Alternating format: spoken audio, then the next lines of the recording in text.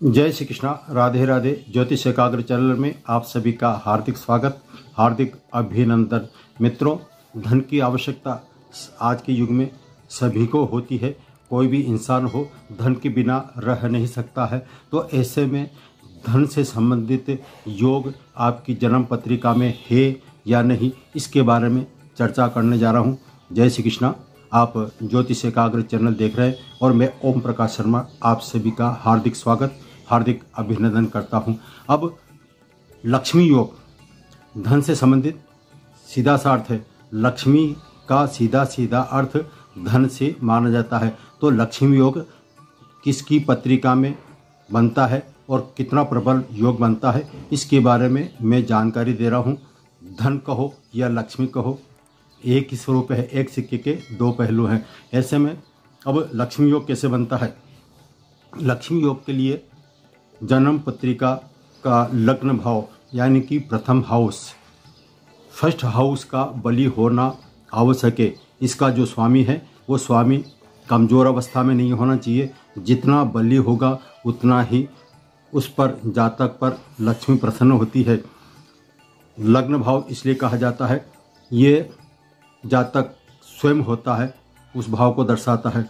और दूसरा जो आता है लक्ष्मी योग के लिए, भाग्य भाव का उत्तम होना अति आवश्यक है। भाग्य भाव मीन्स नाइन्थ हाउस।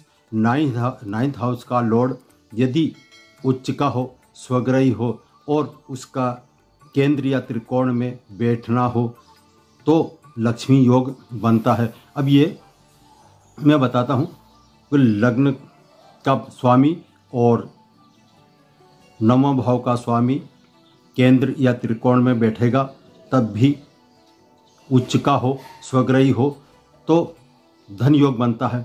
ऐसी स्थिति में फॉर एग्जाम्पल यदि काल पुरुष की जन्म पत्रिका की हम बात करते हैं तो काल पुरुष के मेष राशि बनती है। मेष राशि का स्वग्रही स्वामी मंगल होता है, तो ये पंच महापुरुष योग बनाता है।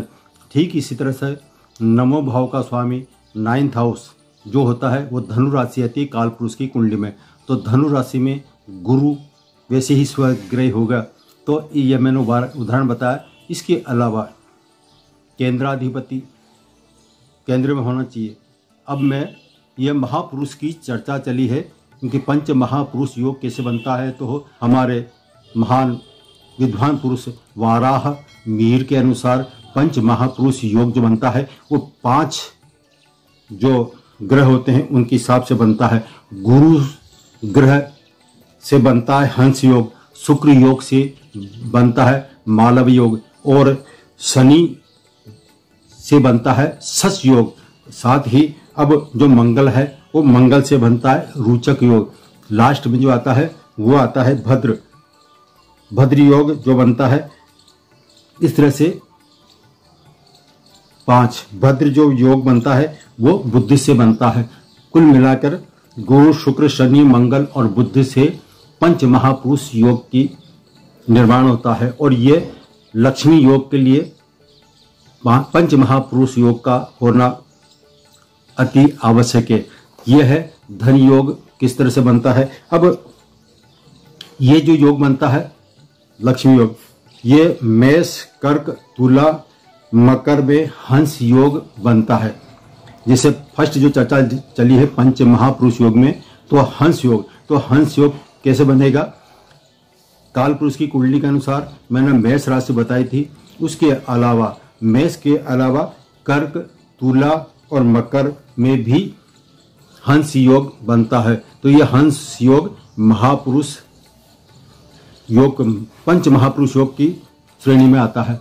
अब लक्ष्मी योग के लिए सर्वप्रथम लग्न भाव का स्वामी और नवम भाव का स्वामी एक ही राशि में युति में बनाए बैठे हो, केंद्र में या त्रिकोण में लग्न भाव का स्वामी हो, साथ ही नवम भाव का स्वामी स्थित हो, या फिर लग्न भाव का स्वामी और नवम भाव का स्वामी आपस में राशि परिवर्तन हो, या फिर उनका दृष्टि संबंध हो, तो ऐसे में धन योग बनता है।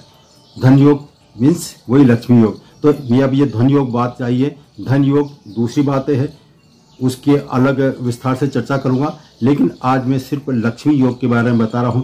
इसलिए ऐसी परिस्थिति में लक्ष्मी योग बनता है। लक्ष्मी योग के लिए नवम अधिपति और लग्नाधिपति का युति, परस्पर दृष्टि संबंध या राशि परिवर्तन हो तो यह लक्ष्मी योग बनता है। आप सभी जानते हैं, जो ज्योतिष के थोड़ा बहुत जानकार हैं, शुक्र जो है, शुक्रवार जो आता है वो लक्ष्मी का वार कहा जाता है। शुक्र ग्रह ये आपको धन से संबंधित माना जाता है। शुक्र धन देने वाला, लग्जरी लाइफ देने वाला, तो लग्नाधिपति और नवाधिपति यानी कि लग्न भाव का स्वामी और नवम भाव के स्वामी का उच्च का स्वग्रही केंद्र या त्रिकोण में होने के अलावा शुक्र का भी बली होना आवश्यक है। यदि शुक्र ग्रह बली अवस्था में होगा, उच्च राशि में होगा, केंद्र या त्रिकोण में होगा, तो ऐसी स्थिति में लक्ष्मी योग और प्रबल योग बनता है। तो प्रबल लक्ष्मी योग जितना बनेगा उतना ही वो धनाढ़ होगा और वो आदमी करोड़पति होगा। करोड़पति की श्रेणी में ऐसे लोग ही आते हैं जिनका लग्न बली हो, नवम स्थान या नवम भाव का स्वामी बली हो, साथ ही शुक्र भी बली होना अति आवश्यक है। ये श्रेणियां बटी हुई है। इन श्रेणियों के उच्च होने पर ही लक्ष्मी योग बनता है। अब लक्ष्मी योग बनने के लिए मैंने बताया था लग्नाधिपति और नवम भाव का स्वामी दोनों साथ बैठे हों, लेकिन एक बात ध्यान रखें, इनके साथ किसी पाप ग्रह का संबंध नहीं होना चाहिए।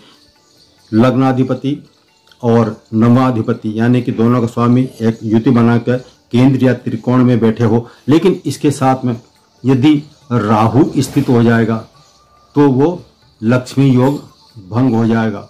दूसरा, यदि इन पर राहु या केतु का दृष्टि संबंध हो जाए तो वो लक्ष्मी योग भंग हो जाएगा। तो यह है लक्ष्मी योग किस तरह से बनता है और भंग क्यों होता है, या फिर ये जो मैंने स्थिति बताई है ये पाप प्रति योग में हो तब भी लक्ष्मी योग भंग हो जाता है। इसके अलावा एक होता है चंद्रमा। चंद्रमा के आगे यानी कि दूसरे भाव में और चंद्रमा के पीछे मीन्स 12वें भाव में यदि कोई ग्रह नहीं होंगे, चंद्रमा के आगे और पीछे कोई ग्रह नहीं होंगे, तो ऐसी स्थिति में भी ये लक्ष्मी योग जो है वो भंग हो जाता है। तो आज सिर्फ इतना ही। यदि आपको ये वीडियो पसंद आया है तो लाइक जरूर कीजिए, कमेंट्स कीजिए, और अभी तक आपने इस चैनल को सब्सक्राइब नहीं किया है तो सब्सक्राइब कीजिए और ज़्यादा से ज़्यादा अपने परिजनों मित्रों को लाभ पहुँचे, इसके लिए आप इसको शेयर जरूर कीजिए। जय श्री कृष्णा।